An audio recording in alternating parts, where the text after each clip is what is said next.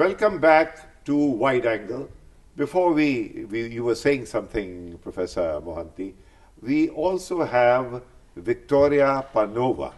She is in Moscow, Institute of International Studies. I asked her, why was the focus only on Crimea and not the whole of Ukraine in Moscow at the moment?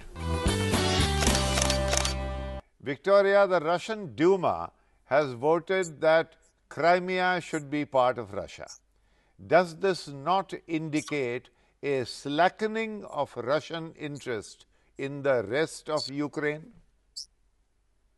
Well, I would say this was more of propaganda, or not propaganda, more of political move, of a show of support for the pro-Russian forces in Crimea or in the rest of the Ukraine, which had to symbolize, because Duma is something that has to do actions like this to symbolize that Russian state would not abandon the pro-Russian. Do you see the noises in the West getting less strident?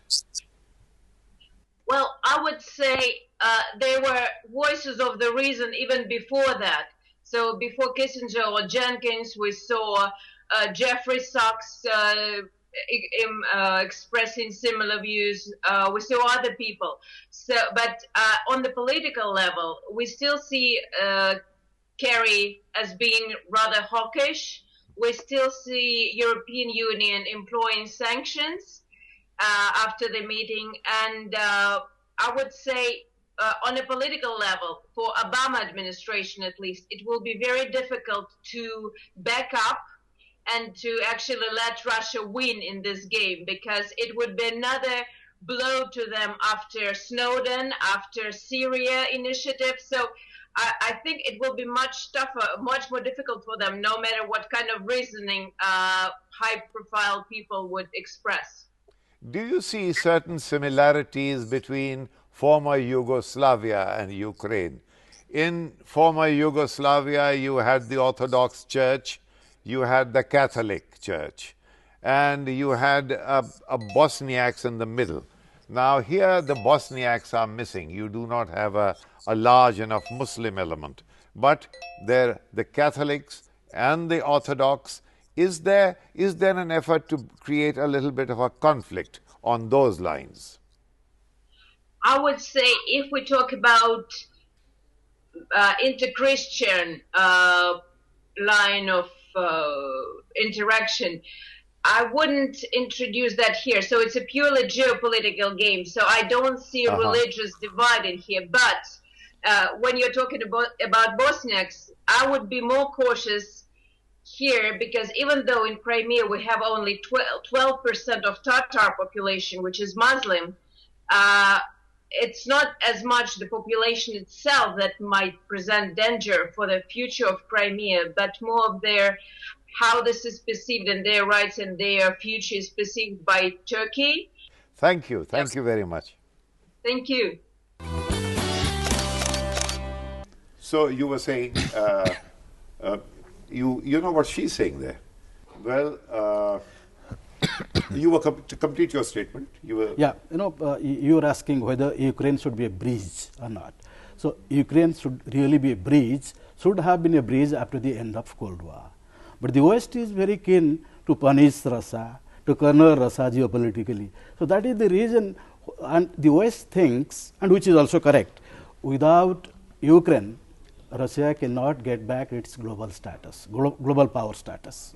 So this is the reason why West would go to any extent to tear away Ukraine from Russia. What will be Putin's response? I mean, he's been so demonized, Kamal. What do you think will be his response? Well, his response is quite clear, that he's going to stand his ground. He's going to resist Western encroachment into his vital strategic space. He will and take up the Russian nationalism. No. He's a very mature leader. he doesn't need to stoke Russian nationalism in that sense. It's a very important challenge to Russia's vital strategic interests, because their whole naval fleet, naval assets, the Black Sea Fleet is in Crimea. And Russia, as you know, has always had a problem with access to warm waters. And if Ukraine goes into the orbit of the West, which means Crimea also goes, then Russia, strictly speaking, has no worthwhile naval assets left by which they can have some kind of a role in the Middle East. So they can't allow the US and the West to grab the whole of Ukraine, and hence his attempt at least to keep Russian control over Crimea. You know, I have some experience. I was in Yugoslavia when it was breaking up. Now there are some echoes of, there are some similarities here. There was a Croatia, which was Catholic, Serbia, which was Russian Orthodox, and in between, of course, there was this body of the Bosniaks. Now here, you have some of those elements. You've got a Catholic West speaking Ukrainian, and then you've got a Orthodox East, more akin to Russia, and under the linked to the Orthodox Church in Moscow. Kiev Church is a little quaint entity of its own. Now, and you've got some elements of the Tatars. Already there are noises being made that should Crimea be linked to Russia, become part of Russia, then the Tatars will not take it. Now, some Tatars have already been found fighting for the opposition in Syria. I mean, it's a much more complex game. What do you say, Professor Mohanty? Yes, you know, actually, Ukraine has never been an independent state in its entire history. This is almost kind of artificial construction of Soviet origin. So the western part was always part of Austro-Hungary, Poland, Lithuania. Then culturally they were more linked to the West Europe, to Europe rather than to Russia.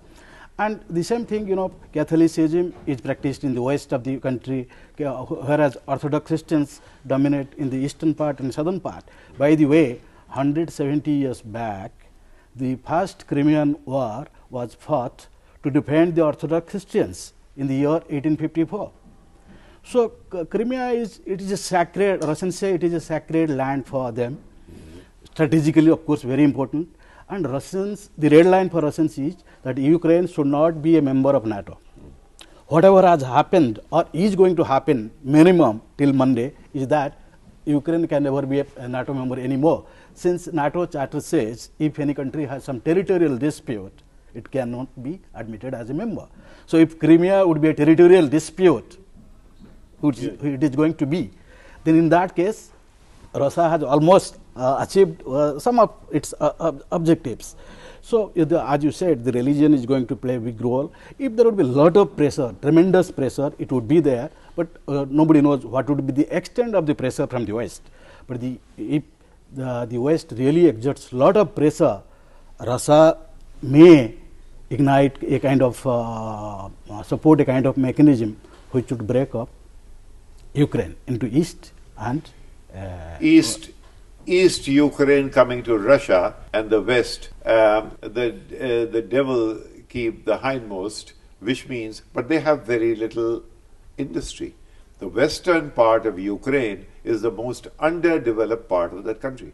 Right. So the West, Europe is not very interested that it should be part of Poland or any other. Europe cannot hop, skip, and jump into the eastern half without keeping the western half with it. You see, so. In that case, at least the eastern and southern parts of Ukraine would come under Russian geopolitical space, or would be part of this Eurasian project that is being promoted by Putin. Recently, in fact, the Russians got the Americans off the hook in Syria, I thought. Would you agree? Yes. I mean, they were going to get into a very expensive military involvement, and they got them off the hook by creating this corridor of the chemical weapons. And everything seemed to be going according to plan there. But again, they've reverted.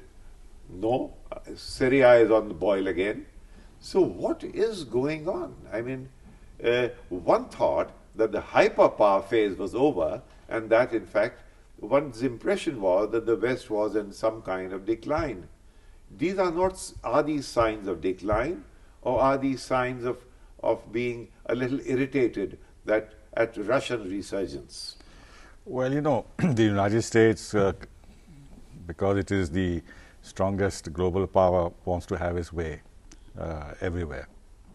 And if it is thwarted, then it creates a big political crisis back at home, because the president, whoever it is, starts looking weak.